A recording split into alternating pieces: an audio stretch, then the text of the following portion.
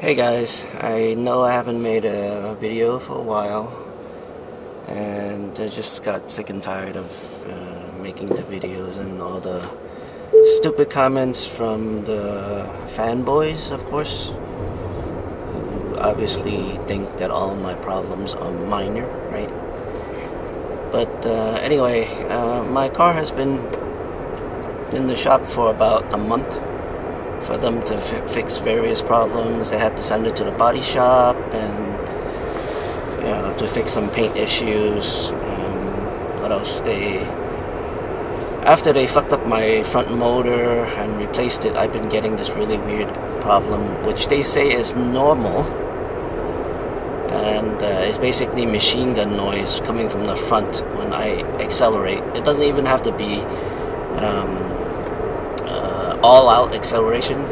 It just needs to be about 50%, and I would get a machine gun noise. I'll try to demonstrate it to you a little bit later. My seat warmer, of course, it's still not fixed.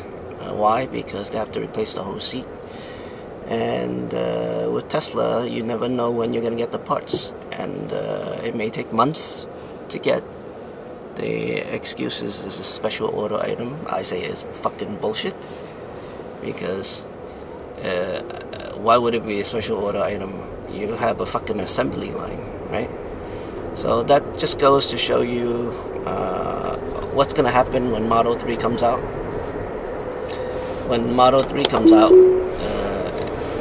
all hell's gonna break loose, because obviously the first 100,000 that they make probably will be all fucked up and require a lot of maintenance, and there's just no way that even doubling the amount of service centers will be able to accommodate all the issues that these cars will have. Just by looking at Model X, how many issues I had, and lots of complaints from people in the forums and stuff. Everyone kept on saying stuff is minor. It's not minor. It's a fucking nuisance, especially when you're paying $160,000 for a car. You don't expect issues to be so bad, and in order for you to even get an appointment, it takes over a month to get an appointment. If you wanted like a Tesla loaner, it takes a while. Anyway, over here there's always an issue with the autopilot not seeing the lines. It has to do with the dip and valley of this thing. I have a video I haven't put together yet showing you how bad it is, but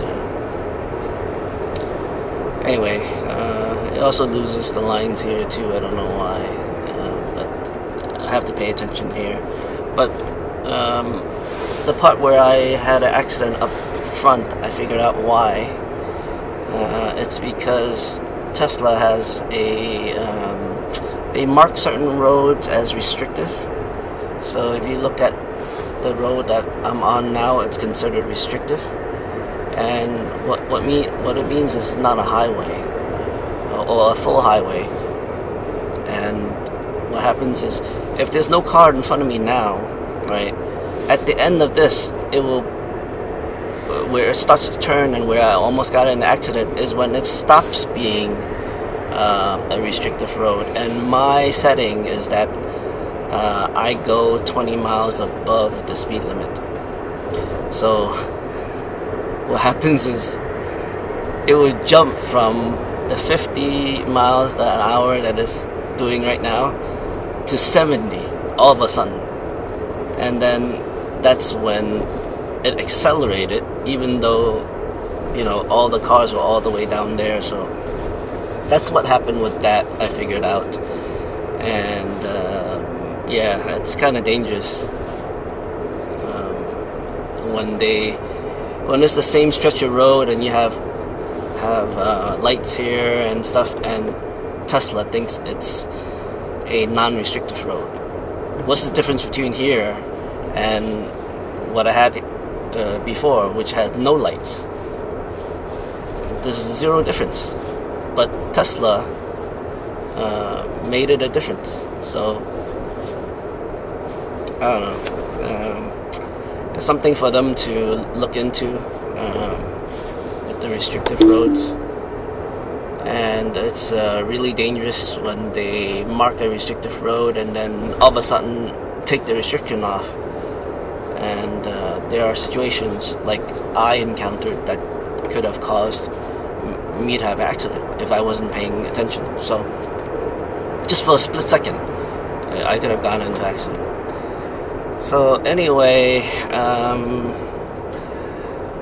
the other development for the past few months was that Tesla had introduced software that actually monitored all the performance vehicles, and their main selling point for their car was the acceleration time, right? So 0 to 60 you can get it in 2.5 seconds in ludicrous mode, blah blah blah, right?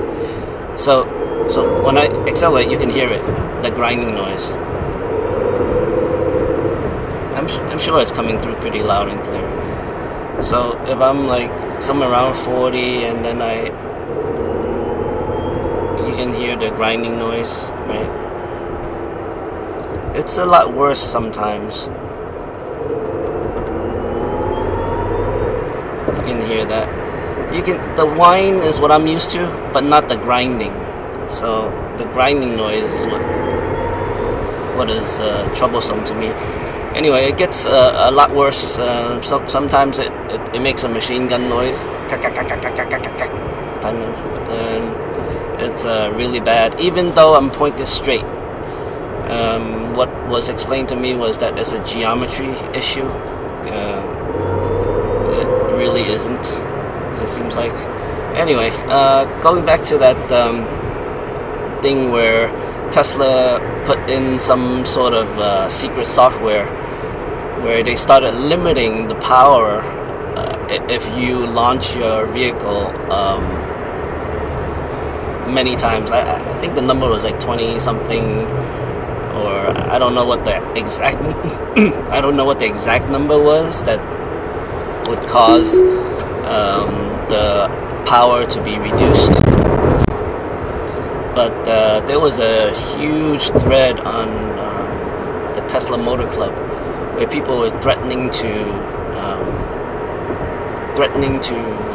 sue, class action lawsuit, because first of all, when you bought the car, there was no mention of the fact that you're not supposed to launch it, right? There was nothing said about any of that, and their whole gimmick for selling these cars is, wow, it feels like a roller coaster, and you're supposed to be showing this off to your friends and to try to get referrals and shit like that, right? So if you're trying to get referrals, you're obviously going to try to show them off what the acceleration would feel like. So while in the process of marketing for them, you as a owner get fucked over because Tesla decides to take away 100 horses from you just because you accelerated at full throttle. I mean, you don't even have to use the launch mode, and they would do the same thing. They would take away the power also.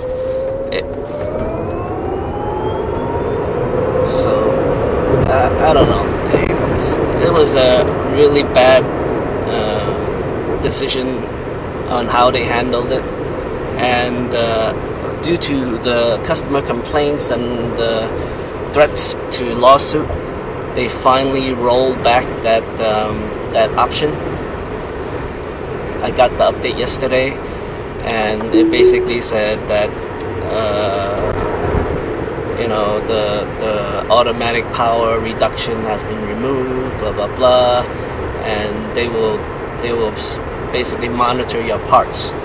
So the thing I don't understand is you built this vehicle, right?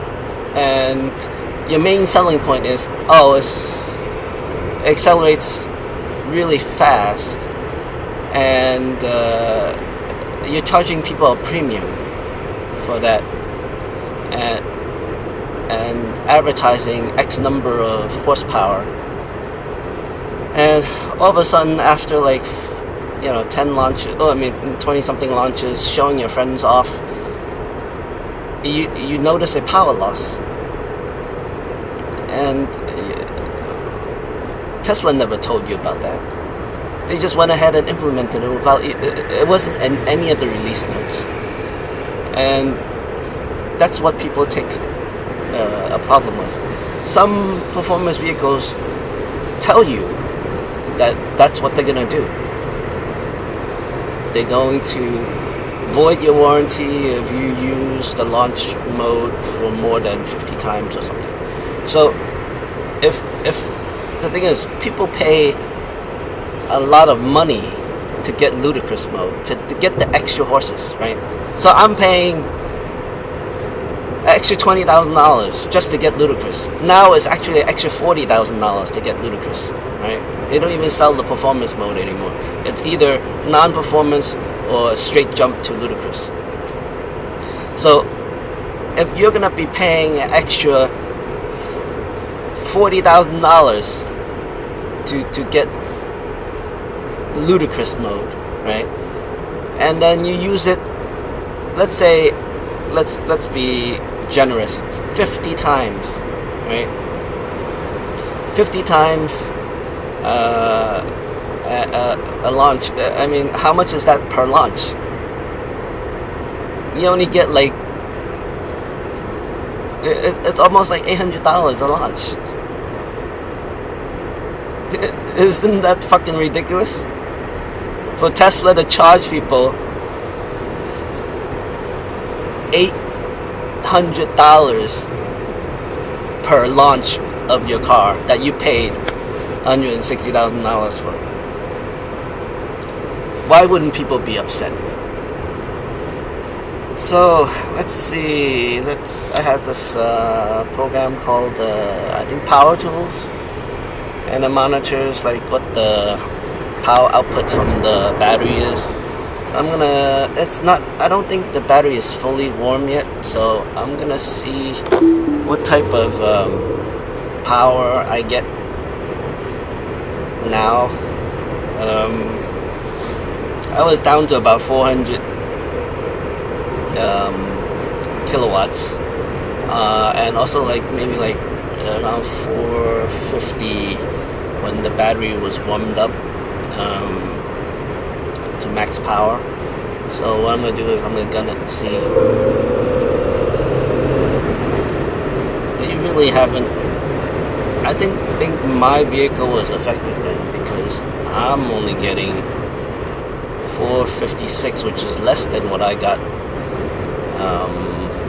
a month ago.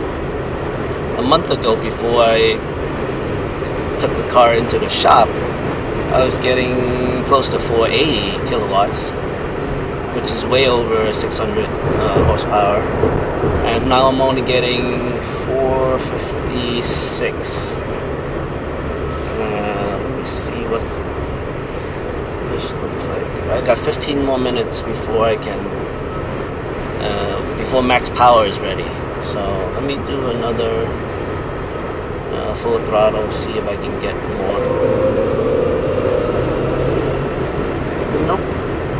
And that sound is really bad. The grinding noise, it's not normal.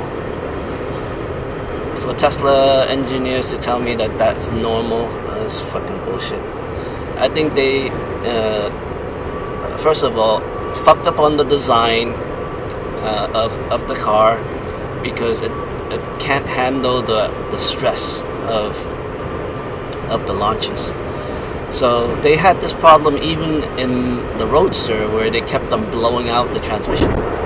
I'm not blowing out the transmission, but I think some of the parts that they've engineered for this car doesn't hold up well under stress, and that's why they started lowering the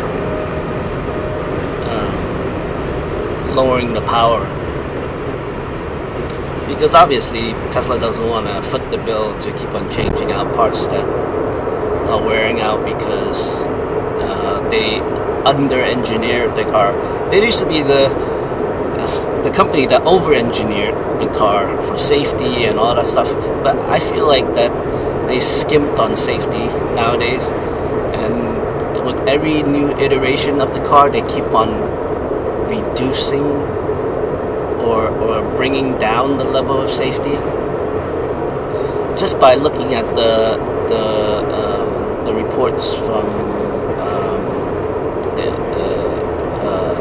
crash tests, they didn't even make the 5-star rating for this car. So they said that they're gonna make some changes to make it 5-star, but what does that mean to me? The car that I have is not 5-star rated. I was expecting it to be 5+, like they had with the Model S, and now the Model X is not 5-star rated. That's fucking bullshit. Yeah. So anyway, again, I keep on feeling that Tesla is skimping on the engineering of their car, because some of these parts, they're not lasting, especially with the stress of the 600 plus horsepower that we're outputting on this car to get it to 0 to 60 in 3.1 second or whatever the heck it is, because mine is a P90DL, is not a 100D. The 100D does it in 2.9 seconds. But I've heard that they fixed some of the parts in the P100. So hopefully when my parts wear out on this car, they will upgrade me to the parts. But I'm thinking that it's a chassis problem or linkage. I mean, when it's connected to any of the parts of the chassis, they're not going to be able to strengthen the chassis, obviously. So it might be something that they can't fix because maybe it's a chassis problem. So the other issue is I've already had my car for around 7-8 months, and over 2 months of it was in the shop. So I'm thinking that this car is a lemon, because every time they fix something else goes wrong.